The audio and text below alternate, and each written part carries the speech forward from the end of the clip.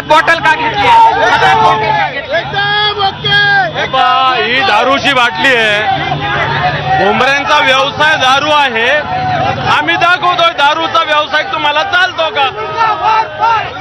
तुम्हाला दारू पाहिजे का पाणी पाहिजे?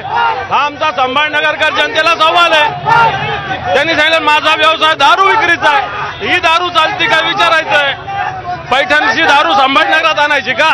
हा माझा प्रश्न आहे. म्हणून ही दारूची बाटली आहे. पोलिसांनी दोघांनाही एकाच वेळी परवानगी दिली होती का वेगवेगळी वेळ होती? ते मला नाही माहिती. टेक्निकल गोष्टी मला नाही माहिती. एकमेकांच्या अंगावर धावून जाण्यापर्यंत वेळ का आली? पोलिसांना विचारा. इथं कुठं पोलीस बंदोबस्त विचारा. पोलिसांची जबाबदारी आहे. पोलीसच नाही तर मी काय करू? पण अशा पद्धतीचा तणाव योग्य आहे का?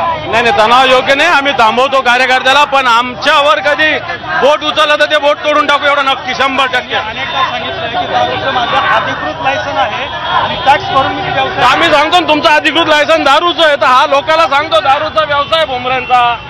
हे आम्ही सांगतोय ना. त्यांचा व्यवसाय ऍफिडेव्हिट मध्ये आम्ही तेच सांगतोय. तुमचा ऍफिडेव्हिट खरं खोटं आहे का? मग हेच आम्ही सांगतो ही दारू. बरं, आता मला सांगा हे किती वेळ चालणार असं या क्रांती चौकात? नाही, आम्ही थांबवलेले. आता आमची रॅली सुरू करतो. सुरू होती आमची. तणाव या ठिकाणी आपल्याला पाहायला मिळतो आहे आणि तणावाचं वातावरण या ठिकाणी आहे. पोलीस देखील आपल्या सोबत आहेत. पोलीस देखील तणाव दूर करण्याचा या ठिकाणी प्रयत्न करतात. मात्र पोलिसांची प्रचंड तोकडी संख्या या ठिकाणी होती. पोलिसांच्या ही बाब लक्षात यायला हवी होती की अशा पद्धतीनं दोनही रॅली एकत्र येऊ शकतात. मात्र पोलिसांच्या ही का लक्षात आलं नाही? मोजावर मोजण्या इतके पोलीस क्रांती चौकामध्ये सध्या आपल्याला पाहायला मिळतात. म्हणजे ज्यांना बोटावर मोजता येईल एवढे पोलिसांचा बंदोबस्त दोन पक्ष एकत्र आले असताना लावणं ही पोलिसांची निश्चित प्रमाणातली मोठी चूक आहे आणि ह्या तणावाला निश्चित पोलीस जबाबदार असायला हवेत. कारण की हवा तेवढा बंदोबस्त पोलिसांचा निश्चित इथे आता देखील पाहायला मिळत नाही. आणि संभाजीनगरमध्ये हे तणावाचं वातावरण या ठिकाणी निर्माण झालेलं होतं. दोनही शिवसेना समोरासमोर आलेल्या होत्या.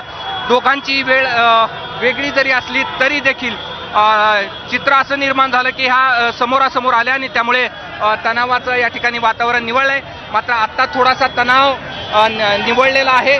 शिवसेनेची जी म्हणजेच एकनाथ शिंदेची रॅली पक्षाची रॅली पुढे निघालेली आहे आणि आता मशाल म्हणजेच उद्धव ठाकरेंच्या पक्षाची रॅली देखील या ठिकाणी निघालेली आपल्याला पाहायला मिळते. मात्र काही वेळापूर्वी कार्यकर्ते एकमेकांच्या अंगावर धावून गेलेले होते आणि त्यामुळे अशा पद्धतीचं वातावरण या ठिकाणी पाहायला मिळालं.